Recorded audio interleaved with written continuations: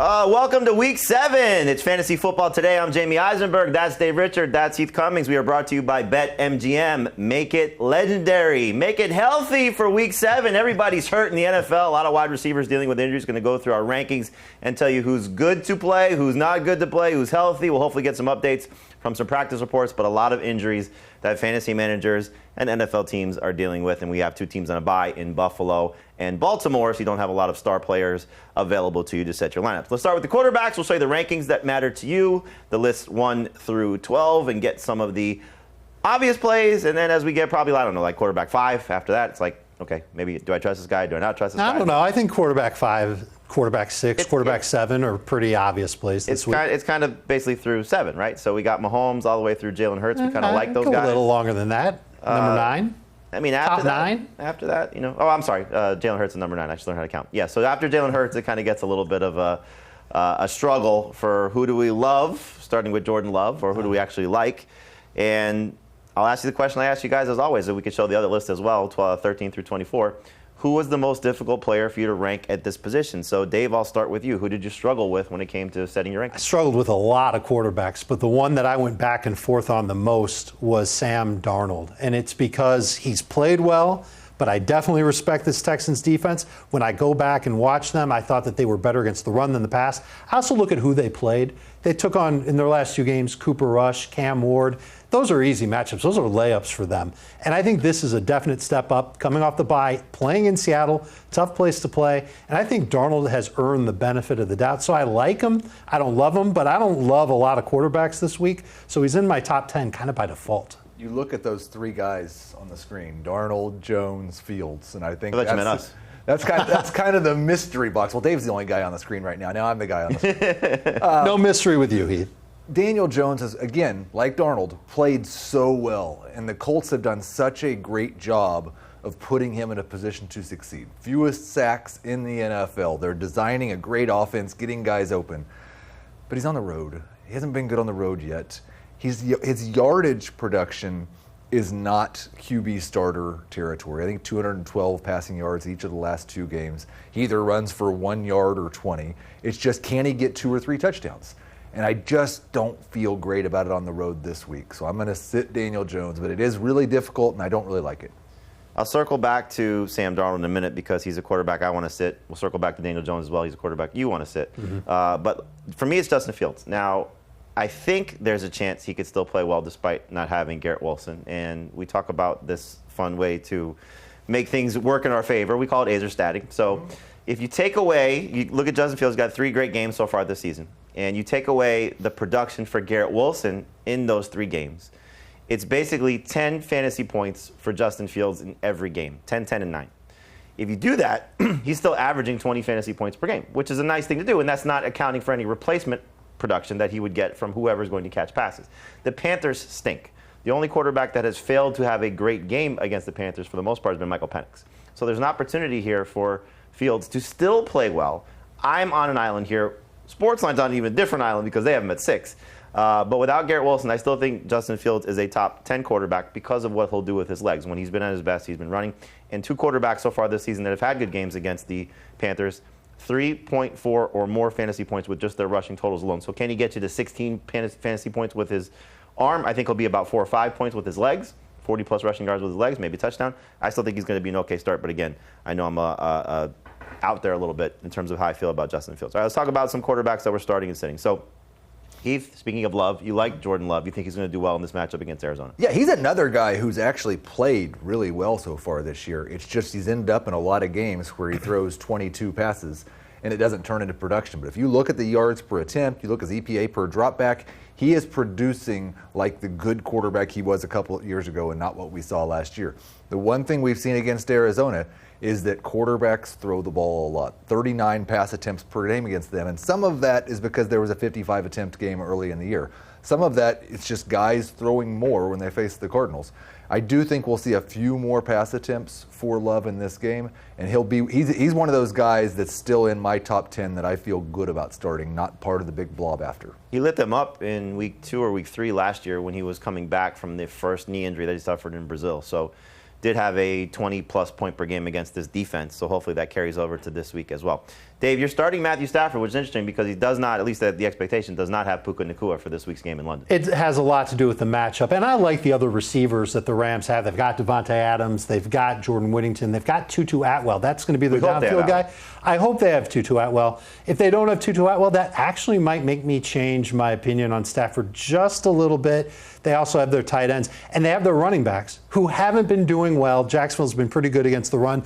I know they're not going to have Devin Lloyd. I actually think that's not going to matter. I think Jacksonville's run defense is still going to be really good. It's their pass defense that hasn't been good. We've seen quarterbacks put up at least 21 or more fantasy points each of the last 3 games, 4 of the last 5. The only 2 quarterbacks that Jacksonville's done well against, C.J. Stroud, and that was back when Stroud wasn't playing well, and Bryce Young. So I like the opportunity for Matthew Stafford to find a couple of touchdowns, maybe get close to 250 yards on top of it. My only concern is, and again, you mentioned Devontae Adams. That's a big part of this. So hopefully Adams comes through. But last year, 5 games without Puka Nacua, he was 14.8 fantasy points or less in every start. And then we saw last week's game, Puka leaves the game.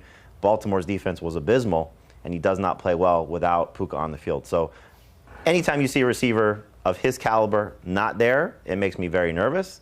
So I don't know if Stafford's going to have a big game, but I hope that you're right. It's interesting, though, because Justin Fields isn't going to have Garrett Wilson, and you're nervous about Justin Fields. And you didn't mention, you thought he was only going to have like 4 or 5 rushing points. I think if you're going to start at the minimum. At the minimum. Yeah, I think if you're starting Justin Fields, you've got to hope for him to score a touchdown and get 40 or 50 rushing yards on top of that, which is possible with Justin Fields. It's the passing and how much throwing he'll even do that makes me nervous about Justin Fields. By comparison, I'd rather start Stafford. I get it. And it's, we start to get past QB9. We're starting to nitpick some of these guys and see where things, sort of fall by what can hopefully go right or what can hopefully go wrong. We know it's going to go right for Jared Goff. He's playing at home. He's playing against Tampa Bay defense that's still beat up, and this is the scenario where he tends to shine. We saw it in the Chicago Bears game a few weeks ago as well, at home. Now, give him credit. Played well in the last 2 weeks on the road. I think it's going to be one of his best games of the season. Vegas thinks it's going to be a high-scoring affair. I think it's going to be back and forth between him and Baker Mayfield. So both top 5 quarterback potential there for both these guys. But anytime you get a situation where Jared Goff's at home, you see where we all think. Top 8 quarterback or more, in factoring Sportsline as well. So big week coming for Jared Goff. The quarterbacks that we're sitting, we touched on this a little bit. So Dave, Heath made the case why maybe Daniel Jones was tough to rank. You're saying to sit him outright. I agree. And it's Tua Tagovailoa, it's Jaden Daniels, it's Bo Nix. All 3 of these quarterbacks went up against the Chargers. All 3 of them failed to get 20 fantasy points against them. The Chargers might have Khalil Mack in this game. That's somebody else who's really good at getting to the quarterback. Odafe Owe is someone they acquired. He's another good pass rusher. Their secondary has been playing well. It makes me nervous to count on Daniel Jones. The thing that stood out to me, that what Heath said, was he really needs to score 3 touchdowns in order to have a good game. And I don't know if we can count on Daniel Jones to do that. Your sit is Bo Nix. I'm surprised by this. Yeah, the Giants' defense has not been as bad against the pass. Agreed. I think, as a lot of people expected. You look at the quarterbacks that had success against them. It was Jaden Daniels rushing for 68 yards to score 21 fantasy points in week 1. Then it was Dak with CeeDee Lamb in week 2. And then last week, Jalen Hurts 6 tush pushes in a row from inside the 5-yard line to get him to 22 fantasy points. Everybody else below 20 fantasy points so far this season. And Nix isn't any of those 3 guys I just said. He the way he did it as a rookie, where he did finish as the top 10 fantasy quarterback, was just right on the razor's edge. And he's been worse almost across the board. He's not rushing as efficiently. His yards per pass attempts down to 6.2, which is just flat out bad for an NFL quarterback. So I don't know that he's good enough to just be a guy you definitely want to start. And the Giants matchup hasn't been that good. This might just be a huge J.K. Dobbins game. Look, I think a lot of people would like that. The thing that I do like about Nix is in 10 games at home in his career, he's averaging over 26 fantasy points per game. First 2 quarterbacks the Giants faced, you mentioned Jaden Daniels, Dak Prescott the other one, both of them on the road. So the 3 of the games that they've struggled against opposing quarterbacks from a fantasy production standpoint, forget how they got it done, has been when they've been on the road. I think Nick's going back home. I think the Giants on the road feels like a little bit of a letdown spot for them after they just beat the Eagles. So I think Nick's actually plays well, which is why he's in the top 12 for me. For me, I'm going to sit Sam Darnold. Again, we've talked about this on several shows throughout the week. He has played very well. He deserves all the credit in the world. But some of his better games so far this season haven't exactly been great fantasy games. And we saw it the last 2 weeks. He's been 24.5 fantasy points or more against a beat-up Jacksonville secondary that was mixing new cornerbacks in. And against the Tampa Bay defense is when they started to fall apart. The 3 previous games, Pittsburgh, New Orleans, Arizona, 19.8, 20.7, 18.5. He played very well in those games. Heath, you brought up something on CBS Sports HQ. This feels like it's going to be a low-scoring, drag-it-out, kind of slow type of game. And I just don't think Darnold has the type of upside that we've seen the last 2 weeks. When I liked him, I know you liked him as well. I know you still like him this week. But for me, I'm going to try and get away from Sam Darnold. So I know you like him. You also share the same sentiment. Yeah, I think both teams, if they had their preference, would just run the ball 40 times and pass 20 times. And they may be able to do this because I'm not sure anybody gets way out in front in this game. Darnold's had a couple of decent matchups here recently. He's taken advantage of them, but there's really not a huge upside for him even when things go right. One of the things that I like about Darnold is that I don't think Seattle will be able to run the ball in this game. Houston's run defense has been outstanding this year, and we already know about Ken Walker and how much work he gets, and Zach Charbonnet and how inefficient he's been. I think if the Seahawks are competitive in this game, it's because of Sam Darnold. I do like the fact from Houston's defense standpoint, you mentioned they haven't exactly played the best quarterbacks, but this is a team that's trying to claw their way back into it after a terrible start. No doubt. They've spent 2 weeks trying to dissect the Seattle defense, so this is what they've been focused on, is trying to stop Sam Darnold. And you're not sitting Jackson Smith and Najigba, but Derek Stanley is going to make things a little bit tough on him. So if Darnold does not have that high-end production from his best receiver, could be a little bit tough for him. All right, speaking of Seattle, we're going to take a break right now. We come back. Robert Turbin's going to join us. We're going to get into some running back rankings and tell you what's going on with Ken Walker and Zach Charbonnet. That's next here on FFT.